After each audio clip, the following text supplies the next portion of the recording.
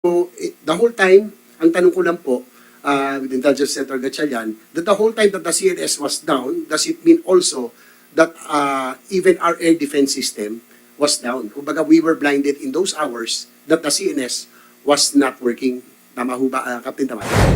Our monitoring of the Philippine Air Defense Identification Zone when our system was down was definitely down. But, So, siguro, kasi may tinatawag dyan na Senator Gatchalian, yung IFF, na kung sino mang aircraft pumasok dyan, it has to be identified. Either, kaya IFF yan, identify as friend or foe. Tama. So, that yung ano ko lang, Senator Gatchalian, that's my, that the whole time that our CNS was down, our national defense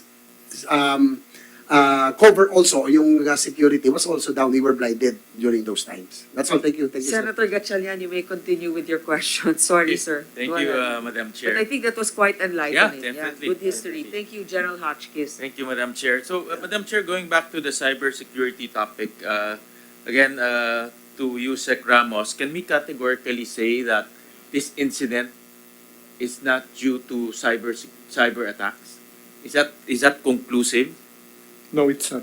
So it's not conclusive. So there's still a possibility that what happened in January 1, can be due to cyber attacks. There may be, but we need to conduct the assessment. Even though you mentioned that the UPS is offline and off-grid, there's still a possibility that this is due to cyber attacks? Because our findings are quite different from their findings, and So what are your findings? Can you we'd like to discuss it in an executive session. Okay, so we'll request the chairman later on for an executive session. Maybe not today, but on a later date. And because that's a moving forward, what we're after here is to prevent all types of disruptions to our air traffic. And I think what is most talked about now, is cyber attacks from different cyber terrorists out there. So we're not only focused on the electrical items, but on a bigger point of view, and this question is directed to Secretary Carlos. Have we conducted a vulnerability and penetration test of the CNS system? Because this is also very important, and outside of the UPS, outside of the circuit breaker issue, have we conducted a vulnerability test on the entire operations of Caap? Because I'm not a technical person, Your Honor, I'm really leaning on the CICC to make this kind of determination. But I'm looking at the vulnerability in terms of the critical infrastructure status of the Caap. For example, during the briefing, they said that they need the backup system, but it cannot be in the same building. In fact, they were talking of FLART. So you will have to support them to really have another separate building for a backup. Hindi pwedeng sa parehong building yung kanilang backup. Okay, the other part is that together with my colleague here, Rick De Leon, we said there are people who are, manning equipment for navigation, etc., to give the signal to the pilot to come in and to fly in, to go out and fly in, should have security clearances. No?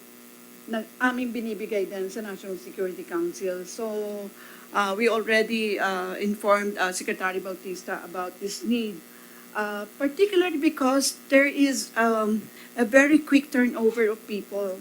Mainly because of what already the Madam Chair noted, yung ang laki ng gap ng salary nila, yung air traffic controller minsan, on the average, during the time you were consultants there, parang 2 taon lang sila. Pag nakuha na nila yung expertise, alis na agad sila, no?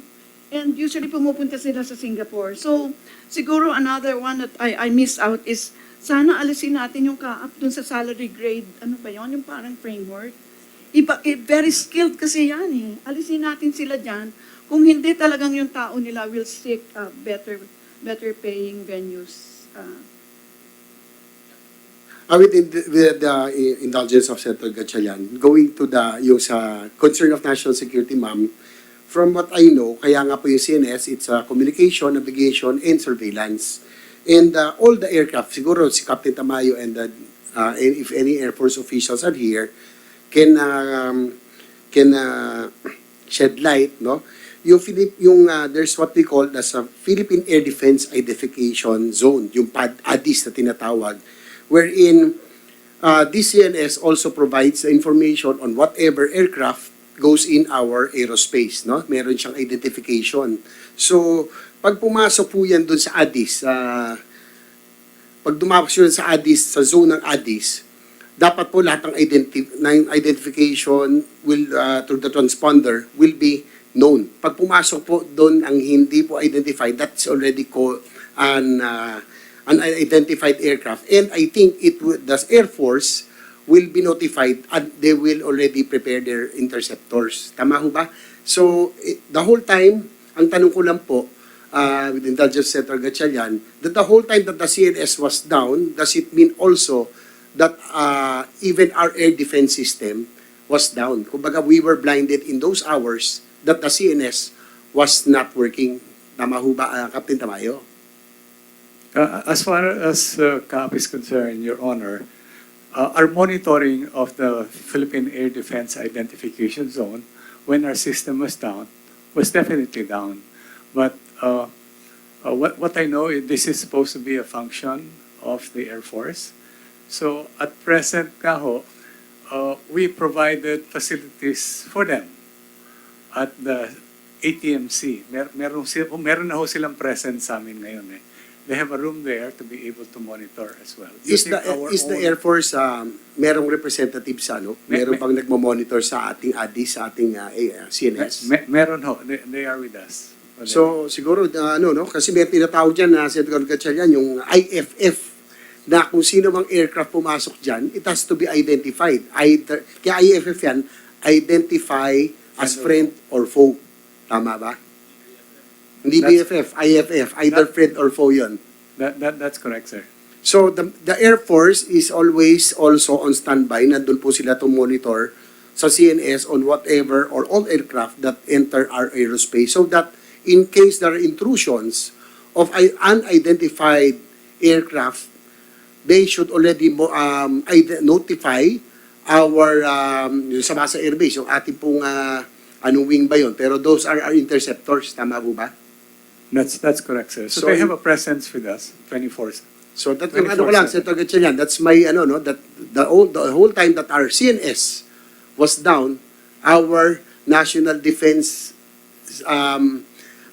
cover also, yung security was also down. We were blinded during those times. That's all. Thank you, Senator Gatchalian. Thank you, Mr. Chair. Mr. Chair, going again, I'll go back to the cybersecurity issue. And again, direct my question to Undersecretary Ramos. Have you conducted a vulnerability test on the Caap system? Lahat po, no? The CNS, the ATM, and whatever system do they have. Have we conducted a vulnerability test whether they are vulnerable to cyber attacks? Not yet, but as of 3 days ago, there's a task force that's created to conduct this. The Cybersecurity Bureau of our DICT will be conducting it. But to date, we have not conducted any vulnerability test. Is that correct? Can we ask the director of the Cybersecurity? Yeah, go ahead.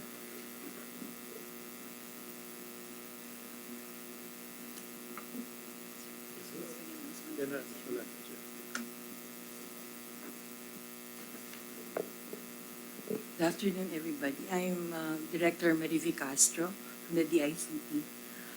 Actually, since the start of the incident, last January 1, we are already in touch with, actually it's January 2, we're already in touch with the Department of Transportation and the Caap because of this incident, and our investigation on the forensic side of that cyber attack, if there is really, is currently ongoing, sir. So we already started that as early as last week or immediately a day after it happened. However, because it's after the fact, so that's why it's taking some time because it's a forensic investigation already.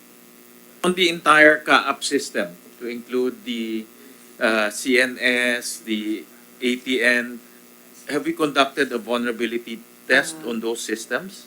No, not yet, sir. We were not part since it was established. And do you because- see the need to conduct a vulnerability test on those systems? Well, of course we can if we're requested. But do you see the need to conduct a vulnerability test in the name of national security? Yes, of course. So because we haven't conducted anything, then therefore we're vulnerable. Because we don't know it.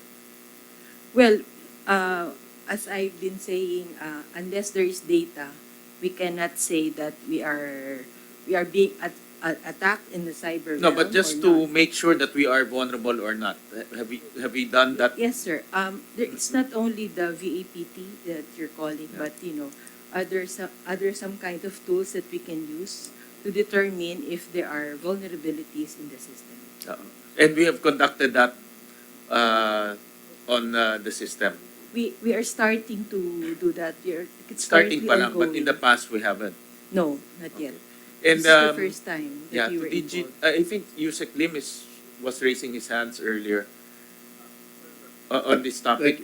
No, I just wanted to advise the committee that there is already an interagency committee, the one referred to by Yusek Ramos and Yusek from the director from the ICT.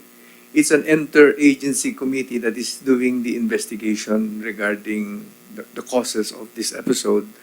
We have, of course, NICA also and the NBI on board this interagency committee.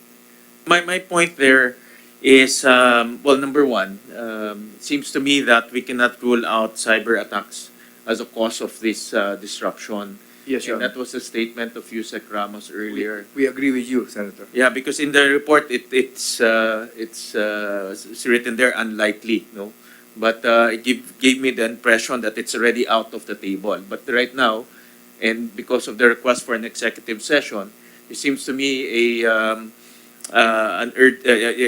possibility and an urgency that this should be looked at because of the possibility of a cyber attack. No? So. And second, from what I hear, we haven't conducted a vulnerability test on the Caap system. No? And that leaves us very open, no, to any form of cyber attack. And that seems to be the mode of infringing on sovereignty by external actors. So I would suggest to Caap to take this very seriously. No? And DG Tamayo, that we cannot just look at the traditional circuit breakers, but we're very open and we're very vulnerable, no, to cyber terrorists. And I suggest to Caap to already commence the vulnerability test. Again, notwithstanding the equipment that the ICT requires, no, and you have our support in terms of giving you those systems. No. DG Tamayo, you want to respond to that? We shall do it, sir. As you said, it's very important nowadays, especially with the news of what's happening in the other countries with similar systems. I know I'm not supposed to refer. The US had issues. That was yesterday. And then Canada had issues as well. And then there was another one during New Year, almost the same time as us, that had issues on their air traffic management system. And it seems most of these are computer related or IT related. So definitely we will look into it because of the threats that we have been getting worldwide. Because we're offline or not connected, bugs or malware cannot be planted in your system, and that creates a huge opportunity for cyber terrorists to create disruption. So I want to suggest that to Caap. Laban Pinas.